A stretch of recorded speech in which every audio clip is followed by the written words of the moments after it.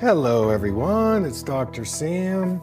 I'd like to welcome you to my EyeClarity Podcast. This is a show that offers cutting-edge information on how to improve your vision and overall wellness through holistic methods. I so appreciate you spending part of your day with me. If you have questions, you can send them to hello@drsambyrne.com. Now, to the latest EyeClarity episode.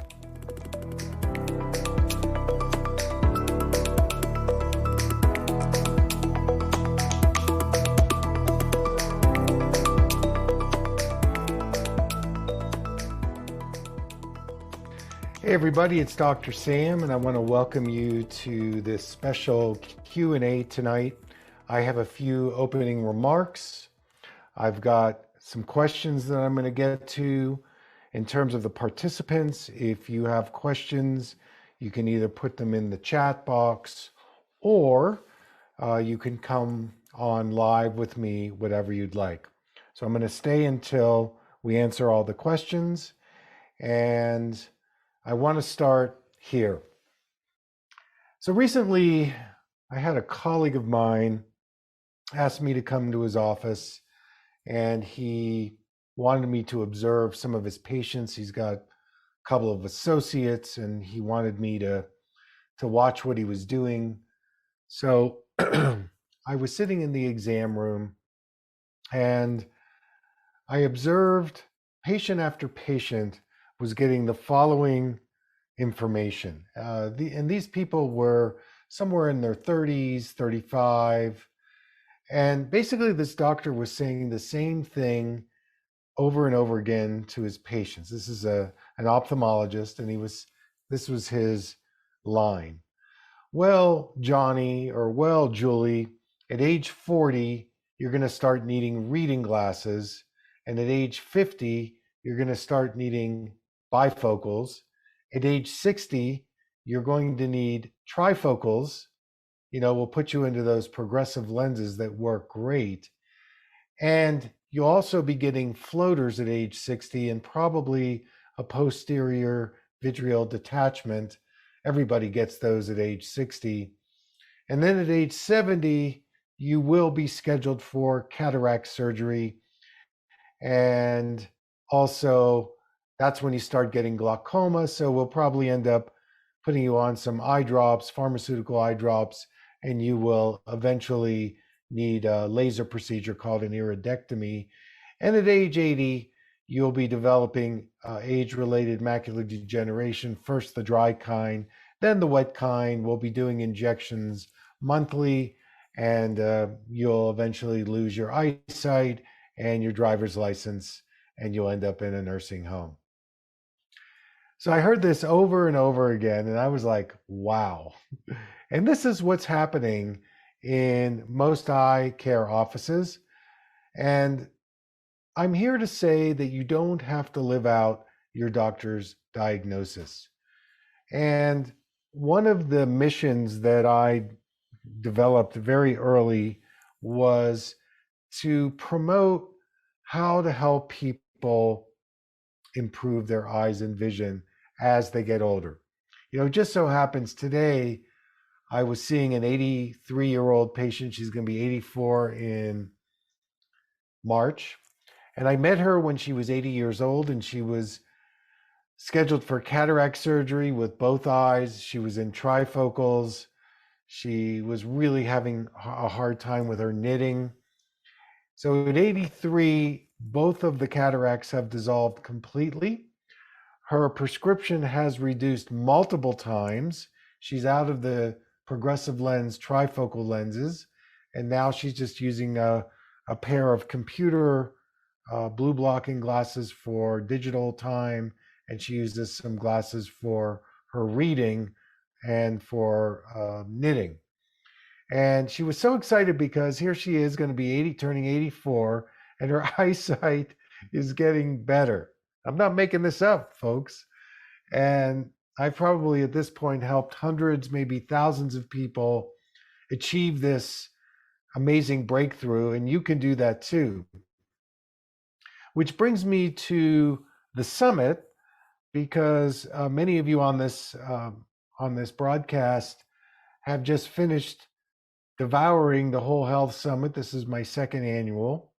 And it was interesting because if I compare it to last year's summit was focused on eye health and eyes. And I invited experts in their field to come and talk about eyes and vision.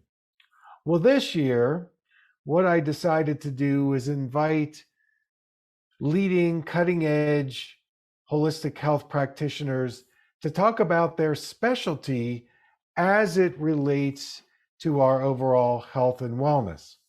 And some of the topics included things like sleep. How does sleep affect our health? Big time. Toxicities in the body, especially mold exposure, but even things like heavy metal toxicity. How does that affect our health? Or just how do we cook better? How do we shop better? You know, there's a whole specialty in culinary medicine, culinary nutrition that I had one of the speakers, Dr. Benot, she spoke on that. I'll ever be indebted for her to do that. That was the great lecture that she gave. Or what about, I had another eye doctor on the summit who actually said, yes, you can improve your vision as you get older. In fact, he increased and improved his vision when he was diagnosed with glaucoma in his 30s. And then, of course, the power of the invisible, that we can't forget about the psycho-emotional and the spiritual aspects of our health. What about aromatherapy, using essential oils to boost our immune system, our respiratory health, our energy, our digestion, our sleep? So I invited all these people and they delivered. And those of you that have received the gold package in terms of the registration for the summit, you'll be able to go back, and I would definitely watch these presentations 2 or 3 times. Those of you who couldn't make the summit, you can still post summit purchase it if you want to. All right, so that's kind of a little bit of the backstory on why I did this summit this year, and I'm going to move to some questions that people who could not be here have emailed me. So I'm going to go through those. Anybody that's live on the broadcast, again, if you have a question, you can certainly type it in on the chat. And again, we will go until all the questions are answered. So the first question, I get this question a lot. What causes dry eye syndrome? You know, one of the speakers at the summit, his name is Dr. Dhruvan Patel. He is the CEO of the company OcuShield. He gave just a fabulous presentation on blue light and how blue light not only affects our eyes, but it affects our sleep. And I think that, you know, being on screen time is one of the biggest reasons why we are developing dry eye syndrome. But I want to run through the list. This is my list of some of the causes of why we develop dry eye syndrome. The first one is if we have gone through LASIK surgery. Now, this is a refractive surgery. There are many different types of LASIK surgery. You know, back 20 years ago, the type of LASIK surgery that was done was more basic. And now today, there are different types of LASIK surgery that are being done.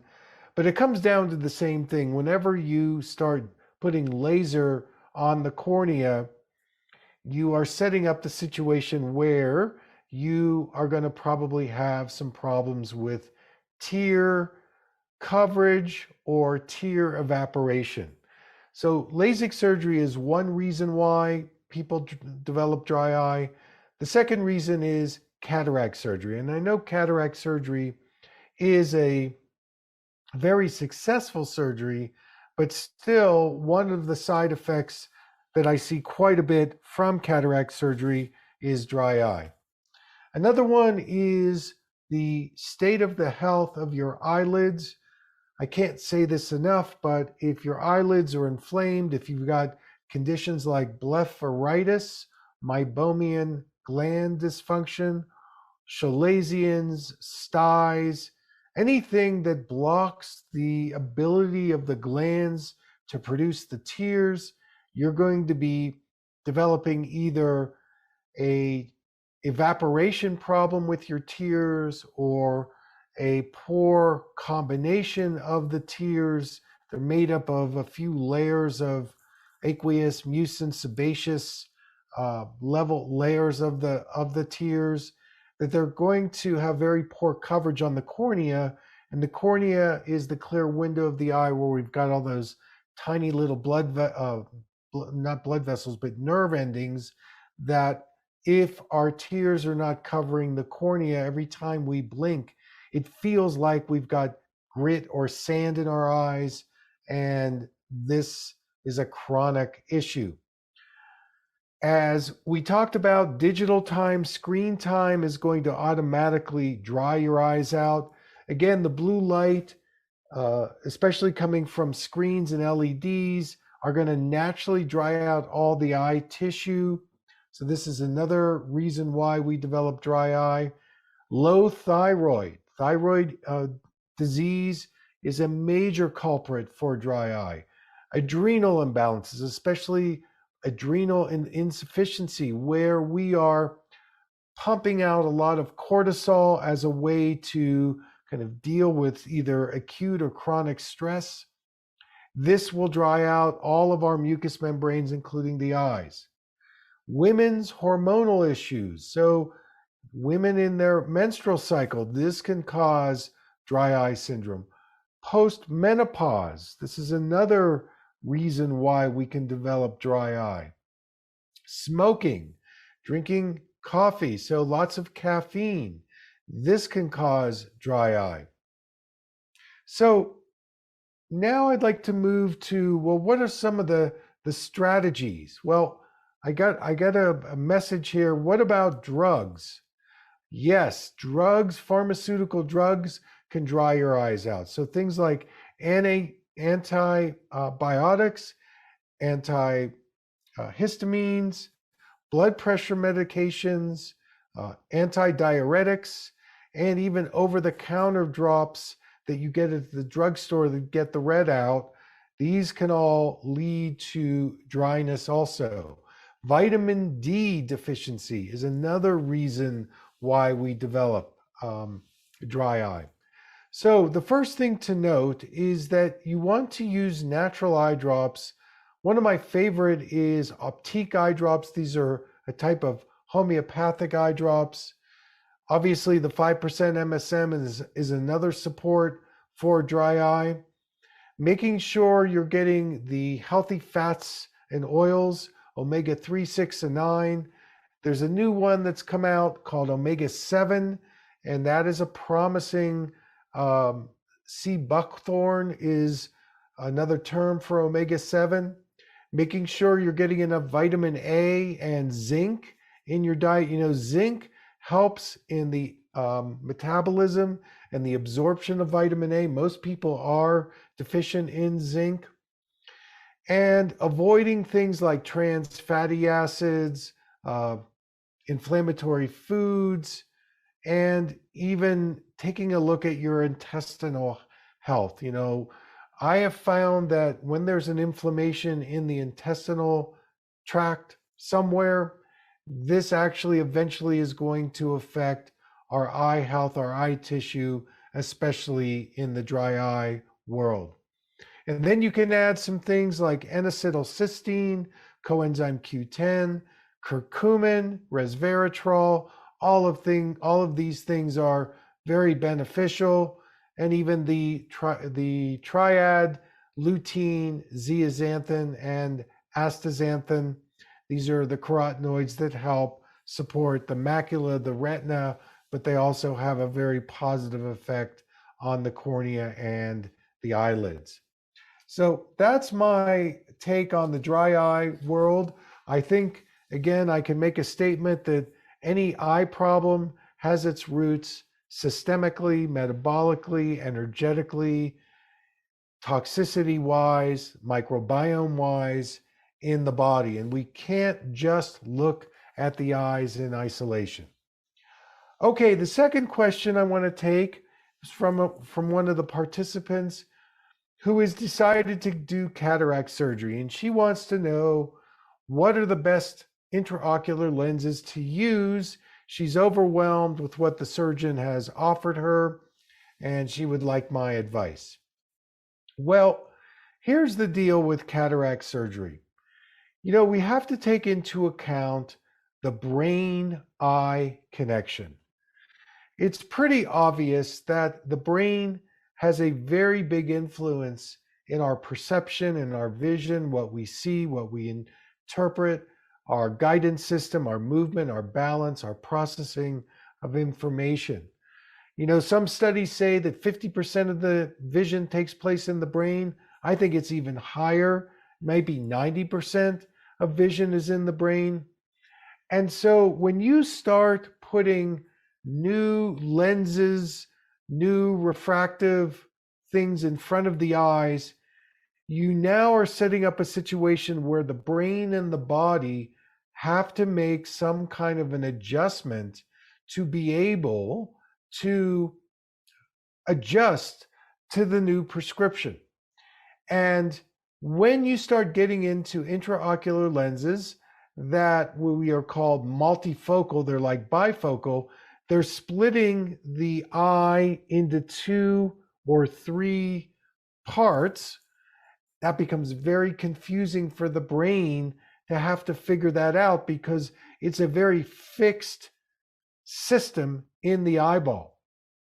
Another aspect is eye doctors want to correct one eye for distance and one eye for near. We call this monovision, and this is a disaster. When you start correcting one eye for distance, one eye for near, this is what happens.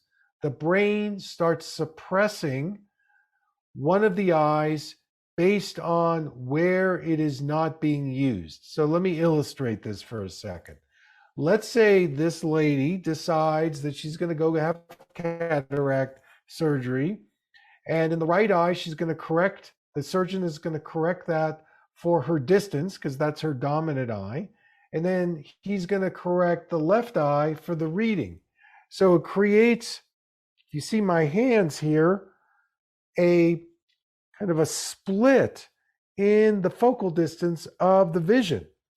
And so she's fine using the right eye for distance, but what's happening with the left eye? The left eye is focused or fixed at 14 inches.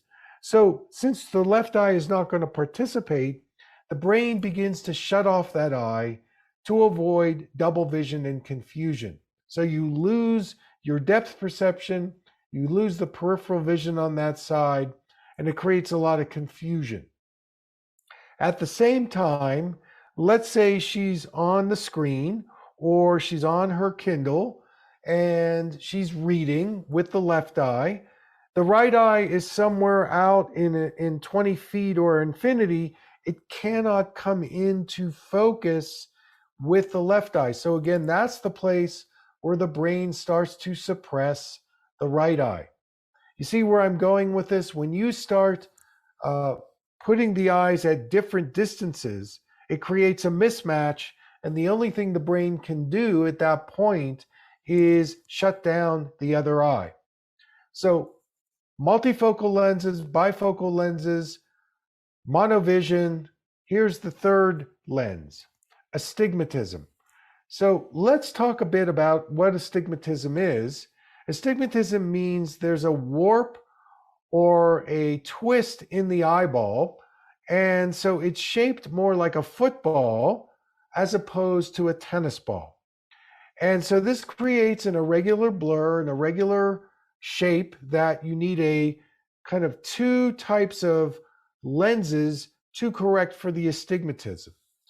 And this twist, many times, this warp begins to develop because there's a posture problem in the body. Yes, the body and the eyes are very related, and they inform each other based on our posture, based on our movement. And when there's an asymmetry in the body, when there's a twist in the body, especially in the spine and the hips and the pelvis, we start seeing the astigmatism in the eyeball. And this is why when you start doing body work and you untwist the body, a lot of times the astigmatism in the eye will go away. Or if you take the astigmatism out of the prescription in the eye, a lot of times the body will release, and when it releases, the astigmatism goes away. Now, if we fast forward to an astigmatism cataract lens, you are now fixing the astigmatism for life. And so even if you untwist the body, you're going to have this fixed lens, intraocular lens in the eye that's going to create this irreversible warping. So I don't recommend the astigmatism correction in the eye unless it's over, say, 1 or 1.25 diopters. And even then, I would be very cautious about correcting for the astigmatism. Some other things that happen when you do correct for the astigmatism is that it creates this kind of shimmering in the side of the lens, so that if you're looking over here or looking over there, or you're looking towards headlights in a car, it can create this distortion or glare from the light that strikes in because the lens is twisted or turned. So now we're down to the simplicity answer, which is you want to match the right eye with the left eye so it sees as similarly as possible, okay, in the distance. And then you just get a pair of reading glasses to put over the distance correction. This by far is going to be the best chance for you to be able to see clearly in the distance and use both eyes together. And it's what I suggest and recommend. Now, before the surgery, prepare yourself, boost your immune system, lubricate your eyes a lot, make sure you're getting a lot of eye nutrients. You know, you can even do things like acupuncture or craniosacral. In other words, get the stress off of you, away from you, so that when you go in for that surgery, your body can absorb it, it can receive it. And after the surgery, then you can start using the natural eye drops. Make sure you continue to take your supplements and do the eye exercises. There's an eye exercise that I recommend. It's on my website. It's called the Yin Yang Peripheral Vision Exercise. And that's a good one to get your eyes to coordinate together. The last thing I would say about the cataract surgery is ask your surgeon if the intraocular lens has a blue blocking agent. And if it doesn't, ask him if he can put one in. Now, if he cannot put one in, then you need to get both protection on your screen. This is where OcuShield comes in. Get their coverage, and also make sure you get some blue blocking glasses, and make sure you supplement with your macula affirming supplements like lutein, zeaxanthin, and astaxanthin. So I want to thank you for the question. I've got one more question. This is from a gentleman who took the summit. He loved it. He said he learned a lot from it. And he wants to know, ABC, how does he reduce his myopia? Well, I can speak firsthand about this because in my early years, I developed a moderate amount of myopia, about 3 diopters of myopia. It's the way I got through my high school and college and professional school. By the time I was done, I was needing my contact lenses full time, and I was kind of boxed in a corner. However, I met a holistic eye doctor, and he was able to help me completely reverse my myopia. I haven't worn any corrective lenses in 3 decades. So if I can do it, you folks can do it as well. So how do you do it? Well, the first thing to note is that you have to understand that myopia is about pulling the world in, it's tightening up, it's a defense strategy, it's the sympathetic nervous system overworking, it's an attitude of mental hypervigilance, getting addicted to detail, tightening up, holding your breath. And so, to understand the cause of why you do that, the first thing you have to do is become desensitized to your aversion to blur. Now, of course, this is done in your locked bedroom. So you get the opposite lens prescription, the far-sighted prescription, which is going to give you nothing but peripheral vision. And as you wear it, it's going to soften your eyes and eventually soften your attitude to relax into the blur. To dissolve your vision into the blur is the formula for reducing myopia. And my exercise, the plus lens to blur, again, you can find that online. You would want to do that exercise for about a month. I would also go to your eye doctor and get a reduced prescription. You could either get it in a way that would correct you for 20/40 in the distance, or another way to get around that so you don't have to confront him about a reduced prescription. Just ask him for a reduced prescription for the computer. He'd be happy to give you that prescription. And I want you to wear that indoors, wear it around. Notice how it starts to relax your eyes when you wear that versus the strong prescription. Again, I would start with my 90-day EyeClarity program for myopia so that every day you're working with your vision to disrupt, to interfere, to create a momentum that opens your vision, that relaxes your vision. Get some body work. Get some things around maybe psycho-emotional healing around your myopia.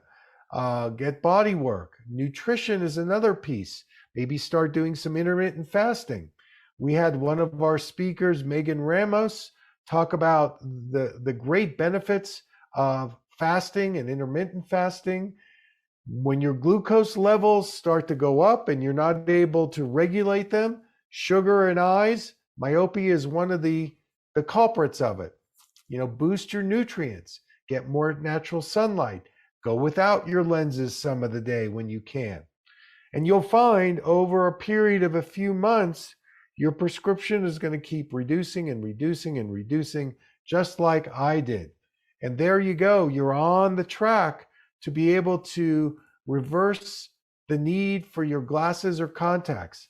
How empowering is that to take back your vision? How empowering? Well, I can tell you it's extremely empowering because you are now doing something that most eye doctors say you can't do. And you want to be able to do it without the surgery because the surgery is only fixing the eyeball, not the programming behind the eyes, which caused the prescription to begin with. So that's the simple formula. I wish you the best. Okay, I'm going to check in one more time and see if any of the people online here have questions. You're all very quiet tonight. You're probably just soaking it in. And let's see if we have any more questions. Okay, we have a question from somebody from the summit who has a peripheral vision loss in the right eye, and he wants to know, what do I think? What do we do? Well, first of all, whenever there's a little bit of a peripheral vision loss, it can either be functional, so that's how we bring our vision to the world. It can be biochemical. And so to take a look at both of those things, because you're probably looking at some kind of vascular interference, which is creating the peripheral vision change. Now, is it glaucoma? You'd have to get your eye pressures checked. You'd have to look at the optic nerve. You'd have to do some visual fields testing. I'm not going to make any diagnosis here. Sometimes the peripheral vision can, change. It can fluctuate based on stress, sleep, toxicity release. So there's a lot of, moving parts in the peripheral vision.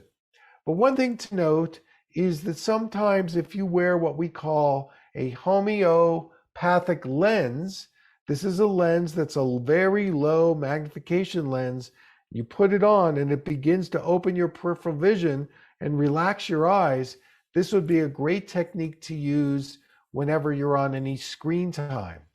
We might even add what we call base down yoked prisms, which really expand your periphery. I use this a lot with people diagnosed with these retinal conditions like retinitis pigmentosa or glaucoma or any retinopathies like hypertensive retinopathy or diabetic retinopathy. So these lenses really push your vision in the periphery. And so the more you stimulate your retinas with these techniques, the better chance you have of regaining your peripheral. Color therapy is another experience, and I combine that with pranayama breathing. So we had Gabrielle Burisch-Teichmann, who was from Austria. She gave us a great lecture on color therapy. Oh, I loved it. And so bringing in different colors into your vision is another way to open up the periphery. And then, of course, on a nutrient level, we want to stimulate things like the nitric oxide. That's a vasodilator. So beets is one form of a way through food to get nitric oxide. You can also I'll get to your question in a minute. The supplement that I like is called L-arginine, which is an amino acid, and that is also a vasodilator. So that would also be something to take. Your things like ginkgo, resveratrol, curcumin, and then obviously the other nutrients, as I talked about, the vitamin A, beta carotene, and also your lutein, zeaxanthin, and astaxanthin. So if you're using those things with those techniques, you have a great chance of expanding your peripheral vision.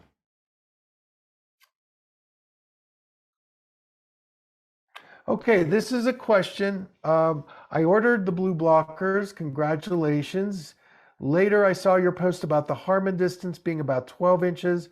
I have to hold my phone closer than that to read, about 8 to 10 inches. Am I stressing my eyes? I thought it would be beneficial to not wear a prescription, but now I'm not sure. Oh, this is a great question.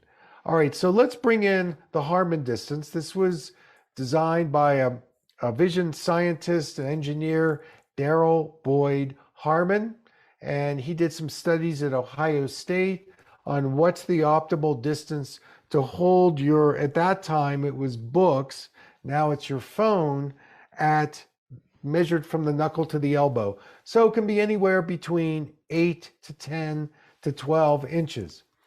The good news about what you're talking about, which can be very simply remedied, is that one of the ways to avoid starting to wear magnification glasses is just to increase the font on the phone. And this is something over and over that I harp on with people, because if you are able to increase the font size, then you eliminate the need for magnification, even holding it at that, say, 10-inch mark. Because here's the rub. When you start wearing a magnification lens, you are now going down a road that's very difficult to reverse. And I'm talking about farsightedness. I'm talking about the need for reading glasses. And in that particular case, it's two ways. We'll talk farsighted and nearsighted because it could be in both worlds. But when you start wearing a plus lens, you go to the drugstore and you get a +1, +1 1/4, plus 150, you're going to find that the more you wear that lens, the harder it is for you to be able to see the print. Because what those glasses do is they disconnect you from all of your eye muscles, because the lens makes things artificially larger than they really are. So you stop working and your eye muscles stop working. So the thing is that you then start wearing those reading glasses, and then it turns into, well, now I can't see the computer. So now I can't see in the distance. And just like that eye doctor said, when you hit 60 and you start needing, trifocals, you're done. I mean, you're in big trouble at that point. Yes, you can reverse it, but it's a long road, and it's a lot harder to do. Now, the other thing that could be happening for you, I don't know, is if you're nearsighted. You didn't say that, but let's just take that scenario. If somebody is nearsighted, sometimes the nearsightedness will show them that the focal distance where they hold their phone is the same amount of nearsightedness that they need to see in the distance. So as an example, let's say somebody like yourself is nearsighted. Then the key is you need to do some things to reduce your eye stress. The end palm hum, the animal eye chart, the yin-yang peripheral vision exercise. See, these are all exercises that reduce the stress from the nearsightedness and then allow you to push the object a little further out. Because the other side of it is, then if you're starting to say, well, maybe I should get a lens for the phone, what power do we give you? Do we give you a -2, a -3, a -4? And so you start down this road of having to reach for different prescriptions based on the distance on where you're focusing. And I'm not saying that you can't do it, but it's going to be very difficult for any eye doctor to come up with a stable prescription for you to handle that. This is why I recommend to just increase the font size, and that is going to reset the eye muscles to work at that 8 to 10 inch, 12 inch distance. And that would be something that I would play around with. I know on the phones and the iPads, you can adjust the contrast, the font size, the night shift, all of these things are variables. And I would work with that and see if you could solve the problem, because otherwise you're looking at getting multiple blue blocker prescriptions based on what you might be doing. But it's such a great question. Thank you. I'm so glad you asked. Okay, so any other questions here? Going once, going twice, going 3 times. Okay, so I think then I'm going to call it a night. I want to thank you for tuning in. Thank you for tuning in to the summit. We will definitely be sending this out to everyone who registered for the summit for that high level.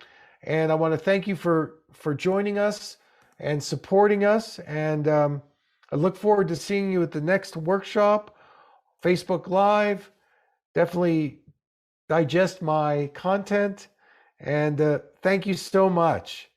Take care, everybody.